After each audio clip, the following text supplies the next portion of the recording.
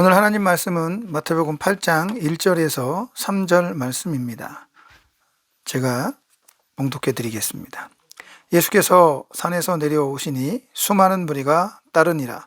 한 나병 환자가 나와 절하며 이르되 주여 원하시면 저를 깨끗하게 하실 수 있나이다 하거늘 예수께서 손을 내밀어 그에게 대시며 이르시되 내가 원하노니 깨끗함을 받으라 하시니 즉시 그의 나병이 깨끗하여 진지라. 아멘. 어머니의 말씀으로 내가 믿은 대로 될지어다 라는 제목으로 하나님 말씀 전해드리도록 하겠습니다. 제가 제일 좋아하는 성경 구절 중에 신약에서는 오늘 본문 말씀 바로 뒤에 백부장 이야기에서 나오는 내 믿음대로 될지어다 입니다. 그리고 구약에서는 창세기 1장에 자주 등장하는 하나님이 보시기에 좋았더라, 특별히 여섯째 날 인간을 창조하시고 하신 말씀, 보시기에 심히 좋았더라 라는 말씀을 제일 좋아합니다. 물론 다른 성경 구절들도 좋아합니다. 하지만 제 신앙의 근본이 되고 제 신앙의 철학과도 같은 말씀, 바로 그것입니다. 하나님 보시기에 심히 좋았더라, 내 믿음대로 될지어다. 하나님이 보기 좋은 상태를 유지하는 것, 그것이 믿음의 싸움이라고 저는 생각을 합니다. 더 많이, 또 더 높게, 더 찬란하게, 더 크게라는 단어들은 듣기에는 매우 좋아 보이지만 그것이 태초에 여자를 범죄하게 한 가장 큰 유혹이었음을 감안한다면 우리 그리스도인들이 더 원초적인 하나님의 뜻에 귀를 기울여야 한다고 생각을 합니다. 그것이 오직 하나님의 보시기에 좋은 상태를 유지하는 것이다라고 느끼는 거죠. 죄가 없는, 하나님의 명령에 순종하여 살아가는 그런 인간의 모습이야말로 하나님이 원하시는 상태라는 것이죠. 그런데 그런 상태를 유지하는 것은 매우 어렵습니다. 하루나 며칠 또는 몇 달은 가능할지 모릅니다. 온 정신을 거기에 쏟아붓고 기도원에서 기도하며 세상과 단절된 상태라면 말입니다. 그러나 그런 삶은 거의 불가능에 가깝다고 할 수 있습니다. 그래서 우리에게는 은혜가 필요합니다. 부족하여도 이해해 주시고 끝까지 붙들어 주시는 예수님의 은혜 말입니다. 우리가 읽은 마태복음 8장 1절에서 3절의 말씀은 한 나병 환자의 이야기입니다. 일반적으로 나병이라 함은 문둥병, 한센신병이라고 부릅니다. 요즘은 거의 완치가 가능한 질병으로 알고 있습니다. 저도 어릴 적에 부모가 나병 환자인 친구들이 더러 있었습니다. 가끔 그런 친구 집에 가면 나병마을이라고 해서 따로 모여 사는데 귀가 없고 코도 제 모양이 아니며 손가락도 없는 그런 분들이 많았습니다. 물론 그분들은 다 치료가 된 상태였죠.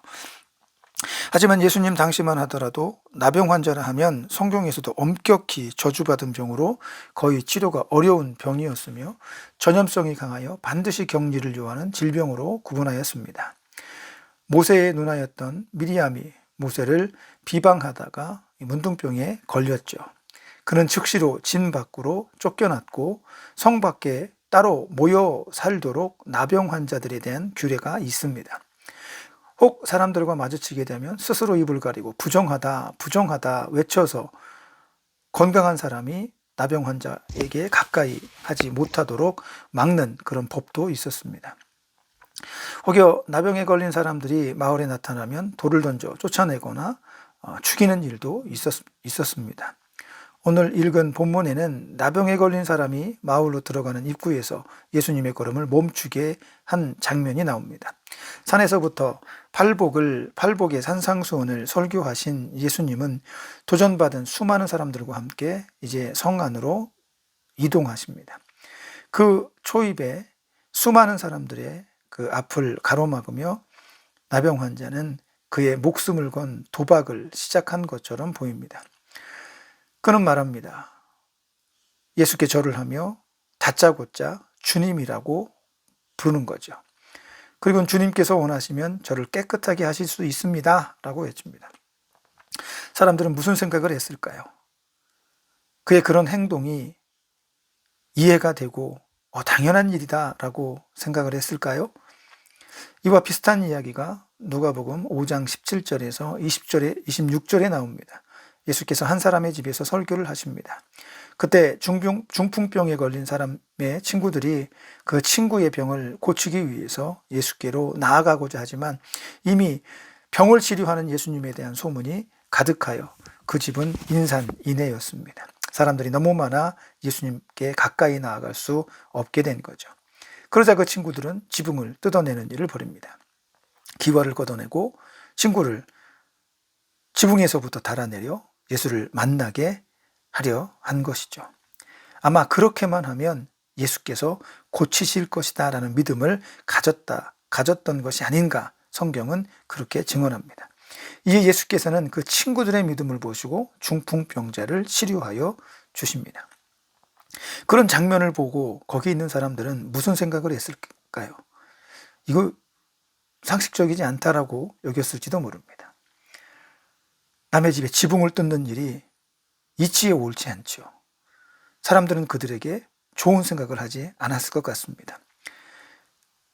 누가복음에서도 일부이지만 서기관과 바리새인들은 속으로 이렇게 생각을 했습니다. 저게 무슨 짓이지? 저게 신앙적으로 맞는 일이야? 죄를 사하는 권세는 하나님께만 있는데 저 젊은 친구가 하나님을 모독하고 있구나. 예수님은 그 사람들의 생각을 바로 읽어내십니다. 너희 마음에 무슨 생각을 하느냐?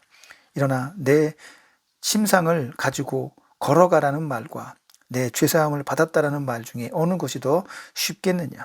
하지만 인자가 죄를 사하는 권세가 있는 줄을 알게 하기 위해 내가 그렇게 말하였다라고 말씀하십니다. 사람들은 예수님의 의도와 다른 것을 보고 있습니다.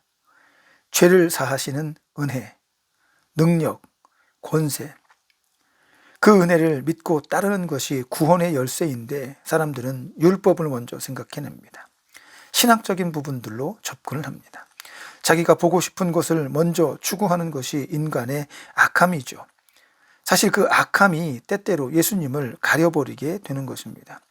하나님을 보고도 대적하고 트집을 잡으려는 사람들의 모습에서 우리는 무엇을 보고 있습니까? 오늘 우리는 좀 다를까요? 그래서 오늘 본문의 말씀이 중요합니다. 나병에 걸린 사람의 말을 들어보십시오. 그는 자기 병 때문에 곧 죽게 될 것입니다. 그래서인지 마지막 모험을 시도합니다. 돌에 맞아 죽든 치료를 받든 둘 중 하나입니다. 그런데 재미난 일이 벌어집니다. 이런 상황이라면 목숨 걸고 살려달라고 애원해야 하지 않을까요? 강짜를 놓고 때를 써야 하지 않겠냐고요. 우리는 그런 기도를 배웠습니다. 불의한 재판관을 아침 저녁으로 찾아가서 그에게 간청하라. 귀찮아서라도 들어줄 것이다. 너희가 기도할 때 그렇게 기도하라. 예수님께서 직접 말씀을 하셨습니다. 그런데 이 나병 환자는 여유가 넘쳐 보입니다. 주님이 원하시면 고칠 수 있습니다. 저는 이 부분에서 이 나병 환자의 고백이 정말 멋지다고 생각을 했습니다. 제가 가장 좋아하는 믿음의 모습이기도 하죠. 이 나병 환자 이야기 뒤에는 백부장의 이야기가 나옵니다. 자기 집의 종을 치료하는데 예수님 말씀만 하셔도 됩니다. 그렇게 해도 될 분이라는 것을 저는 알고 있습니다. 예수님은 그 백부장을 크게 칭찬하십니다. 이스라엘에서 이보다 더 큰 믿음을 보지 못했노라 라고 말씀하시며 곧 그 백부장에게 내가 믿은 대로 될지어다 라고 말씀하십니다. 앞에 나병 환자 이야기의 해설서 같이 느껴지기도 합니다. 내가 원하는 것이 아니라 내가 믿는 것은 예수님이 나의 구원자이십니다. 당신은 하나님의 아들이십니다. 라는 고백이 들어있는 거죠. 어떤 일에 대하여 내가 원하는 대로가 아니라 예수님께서 원하는 대로 이루어지는 것, 그것이 진짜 믿음이라고 말씀하고 있는 겁니다. 여러분은 어떠십니까? 오늘 기도하는 제목이 있습니까?